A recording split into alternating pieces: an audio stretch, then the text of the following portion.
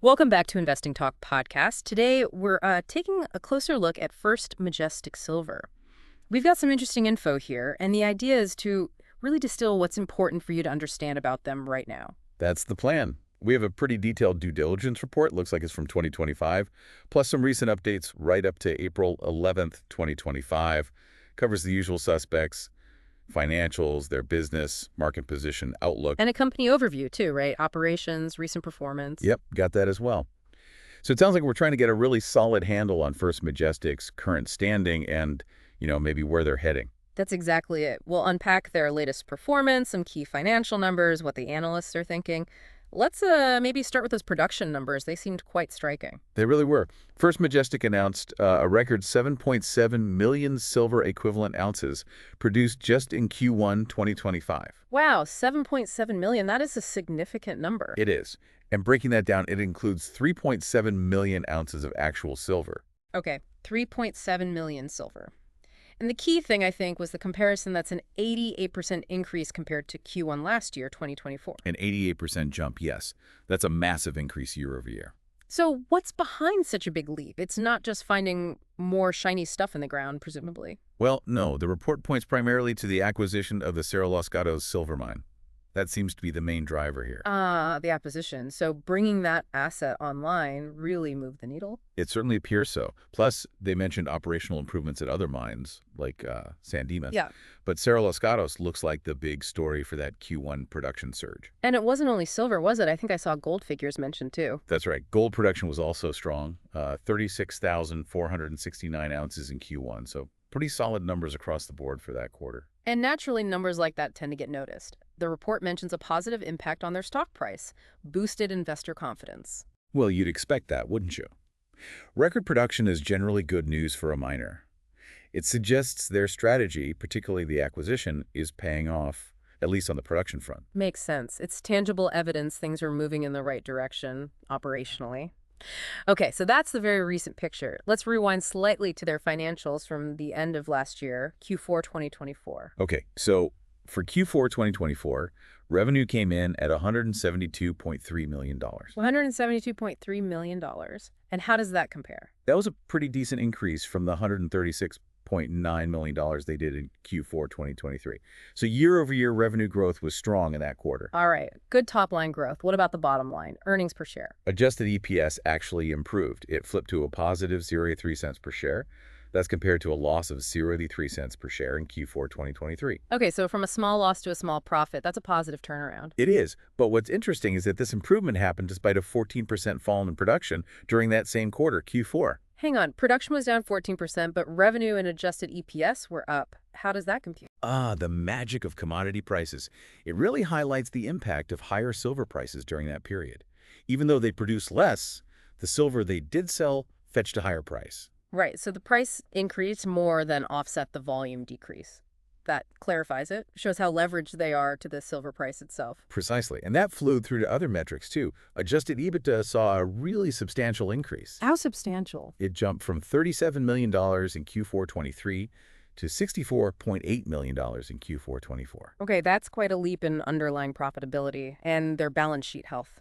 Current ratio. The report pegs the current ratio at 2.6, which is, generally considered quite healthy. A healthy 2.6. So for listeners, that means they had about $2.60 in current assets for every dollar of current liabilities. Plenty of short-term cushion. Essentially, yes. It suggests a strong ability to meet their immediate obligations. Good liquidity. Good, good.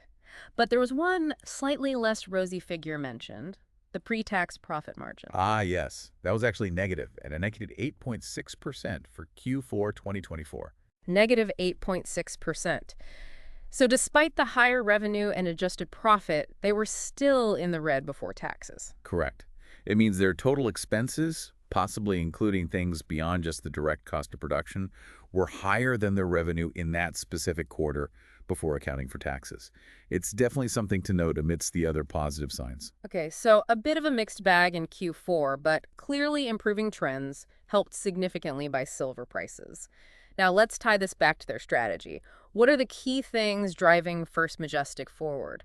Well, we keep coming back to it, but that Cerro Los Gatos acquisition is clearly central. It's the engine behind this recent production jump and seems core to their expansion plans. So strategic acquisitions are one pillar. What else? Optimizing operational efficiencies at their existing mines is another key part of the strategy mentioned, trying to get more out of what they already have, likely focusing on costs as well. Standard playbook for a miner, but important nonetheless. And they're putting money behind this, right? Capital expenditures.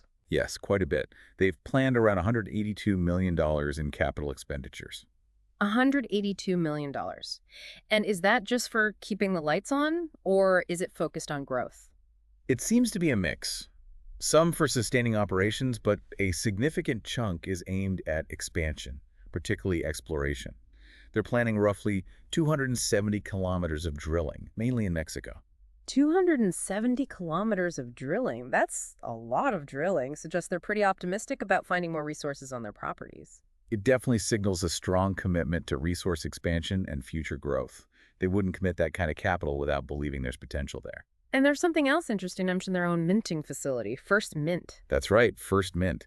It's an interesting angle. It means they're not just digging the metal out. They're also involved in producing finished bullion products.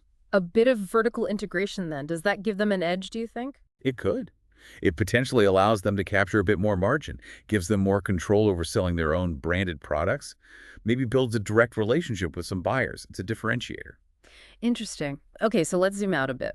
Where does First Majestic sit in the wider silver mining world? Who are they up against? They're generally seen as a mid-tier player. Ambitious, clearly, given the recent moves, but not yet in the same league as the absolute giants. Competitors mentioned include names like Hecla Mining, Kerr Mining, and also Pan American Silver. So a competitive space. And what's the general feeling in the silver sector right now? Generally positive, it seems. Precious metals often benefit when there's economic uncertainty around, acting as a sort of safe haven. Plus, silver has growing industrial demand, think solar panels, electronics, so there are some supportive trends for the sector overall. Right, the industrial demand side is often overlooked, but increasingly important for silver. Okay, standard question then. Risks and opportunities. Always crucial. On the risk side, the big one is always metal prices. Silver and gold prices go up and down, and that directly hits their bottom line. Can't avoid that one. Volatility is the name of the game. What else? Regulatory risk is another.